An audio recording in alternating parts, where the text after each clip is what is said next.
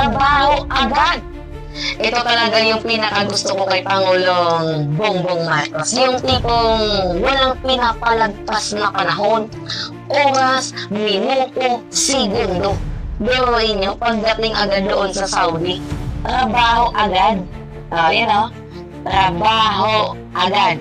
Siya si Mima Alicia mga idol, isang BBM vlogger na kung saan ay sumusuporta sa administrasyon ng Marcos. Si Alicia mga idol ay walang tigil sa pagbanat sa mga Duterte at naniniwala siya na sa pamumuno ni dating Pangulong Duterte ay nagkandalit-silitsi ang ating bansang Pilipinas. At mas lalo nga mga idol na ipinakita ni Alicia ang kanyang pagsuporta sa ating Pangulo na si Bongbong Marcos matapos na maglabasan ang mga Duterte vloggers na kung saan nga mga idol ay magaling din sa pagbanat. Subalit sa kasamaang palad nga mga idol, ang katapangan ni Alicia ay nagwakas. Dahil nitong nakaraang araw nga lang mga idol ay tinapos ang kanyang buhay. Pinaslang si Alicia sa kanyang pamamahay kasama ang kanyang kasintahan. Pero bago yan mangyari mga idol ay maraming pagbabanta sa kanyang buhay ang kanyang natanggap. Bagamat matapang mga idol si Alicia ay hindi niya maalis sa kanyang isipan na sa kanyang pagbabanta ay maaari itong mangyari. Kaya naman ito ay kanyang pinablatter. At ang nagbabanta sa kanyang buhay at sa mga PBBM vlogger ay walang iba di umano nga mga idol kundi si Dado Clemente na kung saan nga mga idol ay talagang taga-suporta ng mga Duterte. At narito nga mga idol ang video na kung saan ay pinag-iingat ni Alicia ang mga BBM vlogger at mag-ingat sa taong ito na kung saan ay lahat ng mga BBM vlogger ay pinagbabantaan na susunugin at papatayin. Kahit na sino, pinablatter ko ng tungkol na to pero sige. Ngayon, meron na naman siyang utot. Ang kanyang banta, yung pamilya daw namin, sisilaban niya.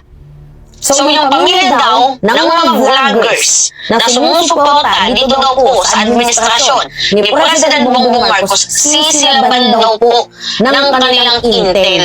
Yan yung sabi ni Dado Clemente. So Jake Magnus, kung nakikinig ka man, sisilaban daw ni Dado Clemente yung pamilya mo. O Chris Ulo, kung nakikinig ka man, sisilaban daw ni Dado Clemente yung pamilya mo. O Sir Mike Sir Mike. Diba? Si Mike Aberen, si Takeo, lahat po ng sumusuporta dito po sa administrasyon, Sir JDB, yan munting tinig.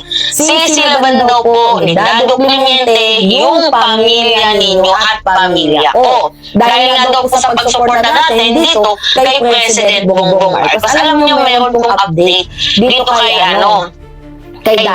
Kasi diba alam niyo naman na pinablatter ko siya dahil talagang malinaw naman na threat yung ginawa ni Dado Clemente sa aming mga vloggers. At yan nga mga idol ang sinabi ni Mima Alicia bago siya bawian ng buhay. Bagamat hindi pa tukoy nga mga idol ang pumaslang sa kanya, ay marami ang ekspekulasyon na mga DDS dumano ang gumawa nito sa kanya. Dahil sa video na ito nga mga idol ay makikita natin at maririnig natin si Dado Clemente na nagbanta sa lahat ng mga BBM vlogger at ito mga idol ang ebidensya.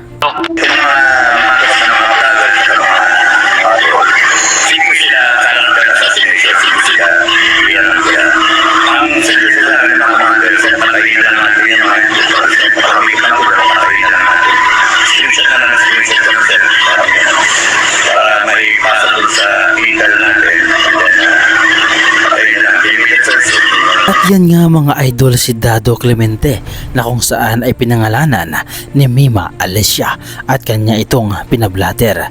Subalit sa nangyari nga mga idol kay Mima Alicia ay sino ba talaga ang totoong pumaslang?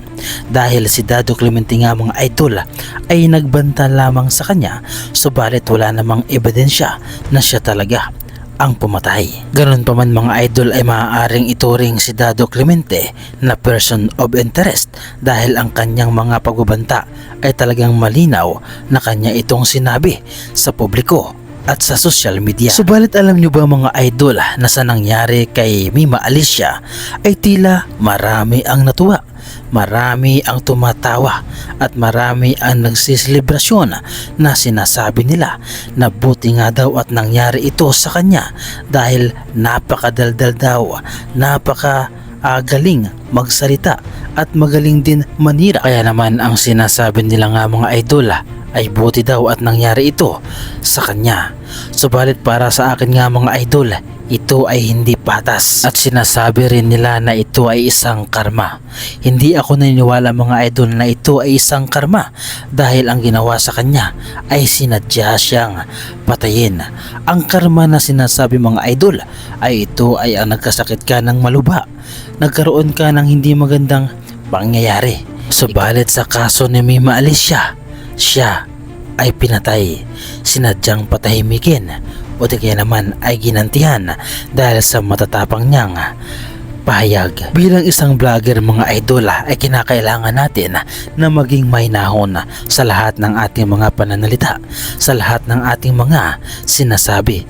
Maaari tayong magbigay ng isang komento, maaari tayong makipag-agrumento sa isang tao, subalit wag nating gagawin na ang tao na ating pinatatamaan ay maaaring masaktan o di kaya naman ay maaaring gawan ka ng hindi maganda dahil sa mga pahayag mo na hindi magandang pakinggan. Subalit kung ang iyong pinaglalaban mga idol ay makatwiran at kaya mo itong patunayan, ay malaya ka namang magbigay ng pahayag patungkol dito.